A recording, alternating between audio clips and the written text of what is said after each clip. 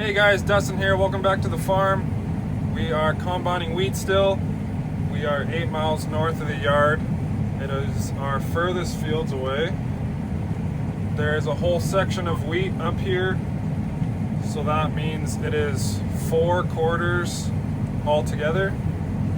But it's not a full section because there are lots of trees and bushes and shrubs and hills all to go around.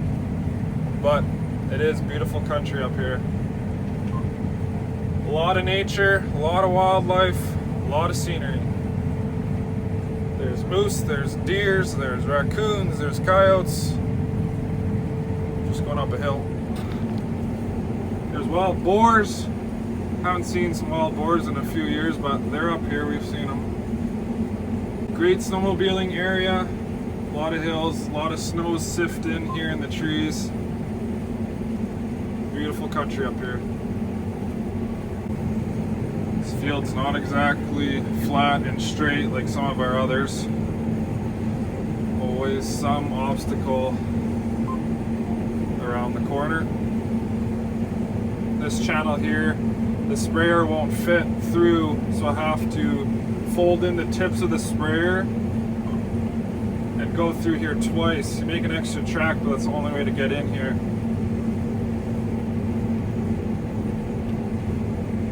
There's my friend Jackson, #1 D-man in the league. Don't go in front of our net unless you want your ankles chopped off.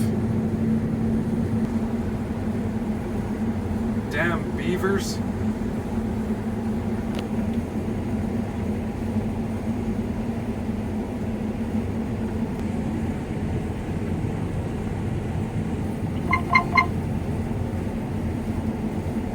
Wheat's bushling close to 70, so that's a lot of wheat to haul all the way home. So we've set up another grain bag up here. So we're gonna have 2 or 3 bags up here that we're gonna have to haul home eventually. That hill's a pretty good climb in the snowmobile. It's a nice area in here. We're in Saskatchewan. We take the hills we can get. So right here is actually a dirt road right here, and the bank goes like this and then up. So that bank on the other side there is like 8 feet high already. And then the snow drifts up there to make it even higher. And then you hit it with a snowmobile. And you usually get stuck, but it's pretty fun. So since this field is pretty much a maze, we just have names for different places in the fields so we can describe where we are. This is the channel, the north middle bush, the wiener roast place, the east middle bush, the snowbank, the small middle bush, the toilet bowl, the southeast slough, the slough where I got the grain cart stuck 10 years ago, the slough that the beavers chewed out, the snowmobile trail in the middle bush, Jackson's barn where he keeps all his money. I'm just on the west side of the southeast bush, then I'll turn around and unload east. We are combining hard red spring wheat with these S690 combines, which has over 500 horsepower and a 400 bushel tank holding capacity. Although this S690 combine is an absolute beast, the task in which it is performing, separating the wheat seeds from the chaff or unwanted material, is quite simple. The wheat entering the combine is threshed by a rotor. This is a single rotary combine. It's threshed by the rotor, which is basically a giant cylinder that spins at a very high speed and starts the separating process. The heavy grain falls down, and there are various screens and filters called the chaffer and the shoe, which screen out the unwanted material called chaff, like leaves and stems. Then the wheat falls to the bottom and is carried up by the elevator and then ends up in our tank. That's what's called our sample, and we want our sample pretty clean. But sometimes some chaff ends up in our hopper, and that's okay. But if our sample is too dirty, that means we have too much chaff in the hopper, and that is called dockage. And so we will get docked at the terminal for too much chaff when we go to sell it. But if our sample is too clean and there's no chaff in there, that means that some wheat is getting kicked out the back of the combine, and we don't want that. So what we want to do is maximize our yields, having as much wheat as we can in our hopper with very little chaff, and not kick out any wheat out of the back of the combine. And that's basically all there is to it. I think you're ready to take over.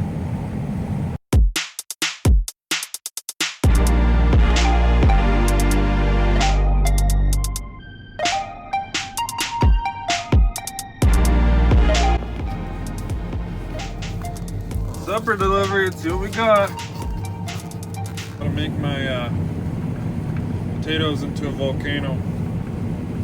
Gravy volcano.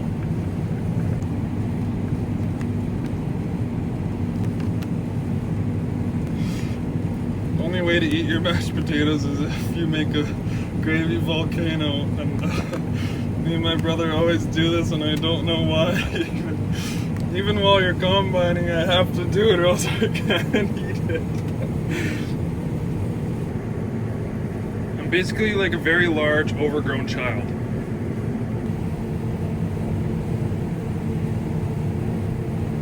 We're running 2 combines, and each combine has a 40-foot MacDon header. So quick math, that's 80 feet altogether, which keeps these combines right full of wheat, making them work hard, and it maximizes the capabilities of each machine. So these headers are what are called MacDon flex headers. So there's 2 pivot points on the header, and the header actually flexes as it's following the ground. So these little white indicators indicate how the header is flexing. It's pretty flat right here, but I'll try to get to a little hill and the header will flex. So there's 2 pivot points on either side of the feeder house. The feeder house is in the middle, that's what feeds the crop into the combine. So that's where the pivot points are. So the wings on either side of the header will actually flex up or down depending on the variation of the land to make a more even cut of the crop. So once you get into a header that's this big, which is 40 feet, people that are smarter than me figured out that if you're on a bit of a side hill, one side of the header will be cutting the crop and the other side will be in the air. So if this side that's in the air now flexes down, it'll cut all the crop evenly. So I'm in a little bit of a valley here. You can see that indicator is starting to pop up. So my wings are lifting, so it'll follow the ground better.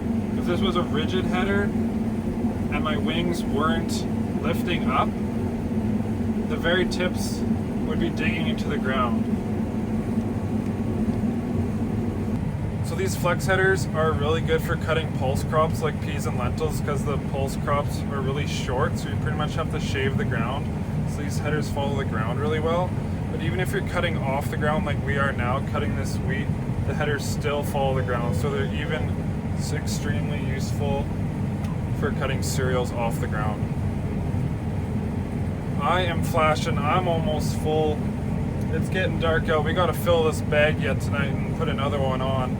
So I'm gonna do that. I gotta get back to this west end, fill up this bag, and go from there. So I will see you guys next time.